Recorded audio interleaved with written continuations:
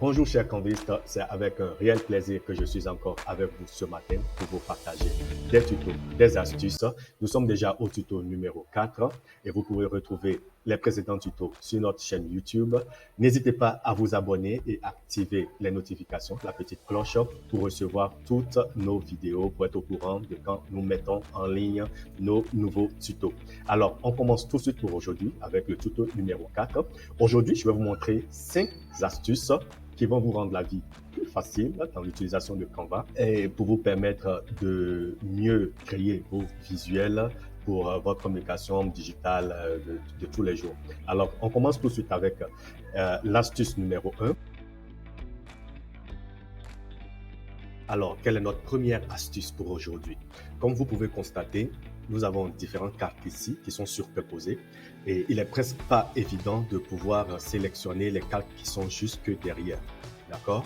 Alors, je vais vous montrer comment faire pour pouvoir sélectionner facilement les cartes qui sont derrière et pouvoir faire les modifications comme on le veut.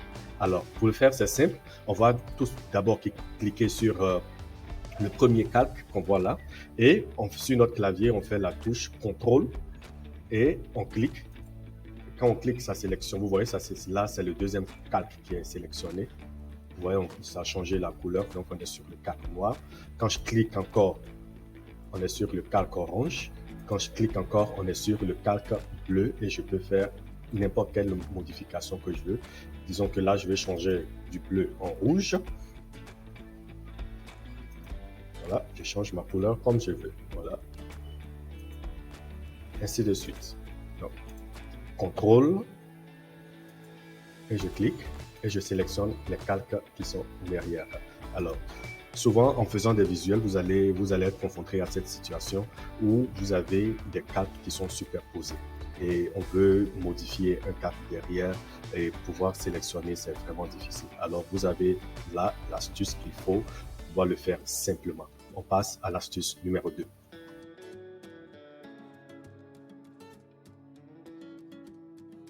Alors, dans l'astuce numéro 2, je vais vous montrer comment flouter une image ou une partie de l'image.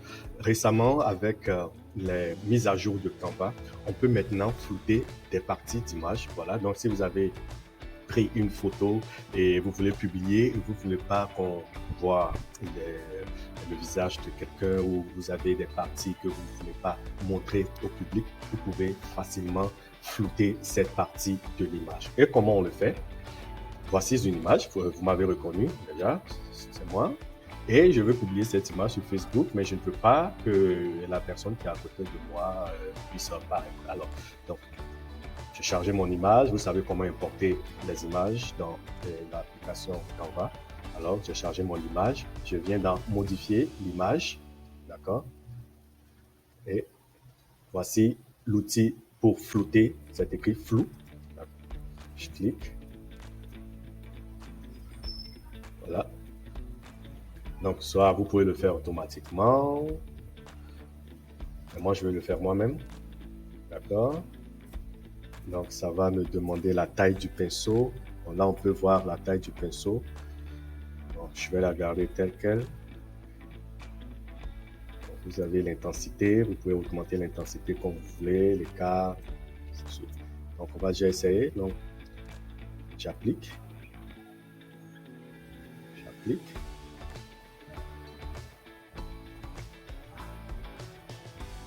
Voilà. Et disons qu'il y a quelqu'un derrière ici. Donc, j'applique tout ça.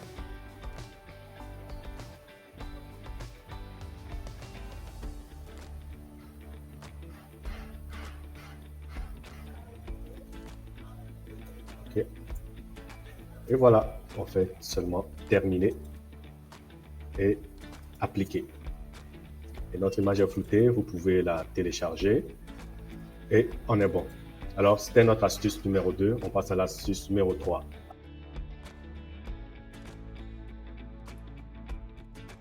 Astuce numéro 3, on va voir comment déplacer une image, un élément, voilà, le plus précisément possible, on va dire. Bien évidemment, c'est possible de déplacer, quand on clique avec la souris, c'est possible de déplacer comme on veut. Je garde la main enfoncée sur mon clic gauche et je peux déplacer comme je veux. Voilà. Mais souvent, on veut déplacer peut-être de quelques millimètres. Voilà. Et pour le faire, c'est très simple.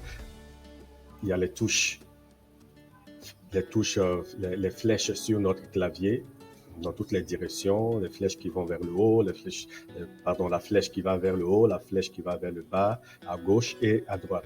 Alors quand je vais essayer d'augmenter un peu pour voir, donc je sélectionne mon image et là je suis en train d'appliquer la flèche du haut, donc je suis en train de déplacer l'image, d'accord, pour l'élément. À chaque fois que j'applique la flèche, l'image se déplace d'un pixel. Et là, je vais vers le bas. Je garde la main dessus. Ou encore à gauche. Pardon, à droite. À gauche. Et disons que vous voulez vous déplacer un peu plus vite que cela. Un pixel, c'est trop petit pour vous. Vous voulez aller un peu plus vite. Alors, je fais quoi? Je fais ma touche Shift. Et je garde la touche Shift enfoncée. Et je fais la même chose avec les flèches. Donc là, vous voyez, là, je suis en train d'aller vers le bas, mais ça se déplace cette fois-ci de 10 pixels en 10 pixels. D'accord? Voilà. Pour ceux qui n'aiment pas utiliser la souris et qui aiment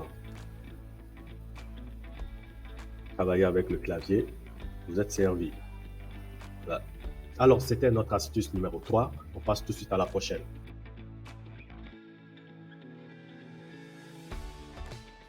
Alors, astuce numéro 4, on va voir comment ajouter un fond dégradé à une image, à un visuel.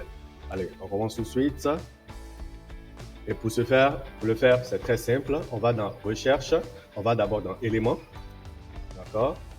La majorité des choses que vous allez chercher, c'est dans Éléments. D'accord? Donc, on va dans Éléments, Rechercher, et j'avais déjà fait la recherche, et j'ai saisi Dégradé. Alors, Canva va me proposer plusieurs dégradés. Donc, vous avez l'embarras du choix. D'accord, je vais choisir celui-ci. Et je l'applique. Super. Position arrière. Donc, quand vous choisissez un dégradé et que ça vous propose de changer les couleurs, ça veut dire que les couleurs sont modifiables. D'accord? Mais quand vous choisissez un dégradé et que c'est juste modifier l'image, ça veut dire que on ne peut pas modifier les couleurs tout court. Ok, donc voici un dégradé dont je peux modifier la couleur. Je peux choisir n'importe quelle couleur. Voilà, le bleu, voilà, et ainsi de suite. Donc, vous savez maintenant comment ajouter des fonds dégradés à vos visuels. Alors, on passe à la prochaine astuce.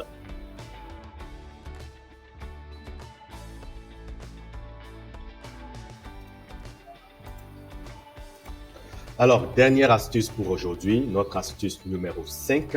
On va voir ce qu'on appelle un dégradé fond transparent et comment l'utiliser.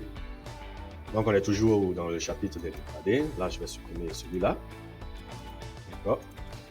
Et on va aller. Donc, on va choisir fond dégradé transparent. Alors, voici, c'est ce qu'on appelle un fond dégradé transparent. Les autres ne sont pas transparents. Alors, si vous voulez, par exemple, flouter, non pas flouter, mais rendre un peu opaque une partie pour ajouter du texte, souvent on le fait avec le visuel et je vais reprendre pour bien vous montrer cela. Je vais le supprimer et je mets ça bien en évidence. D'accord. J'applique un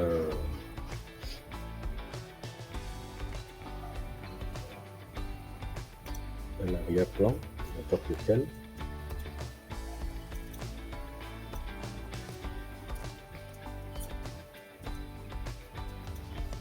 OK.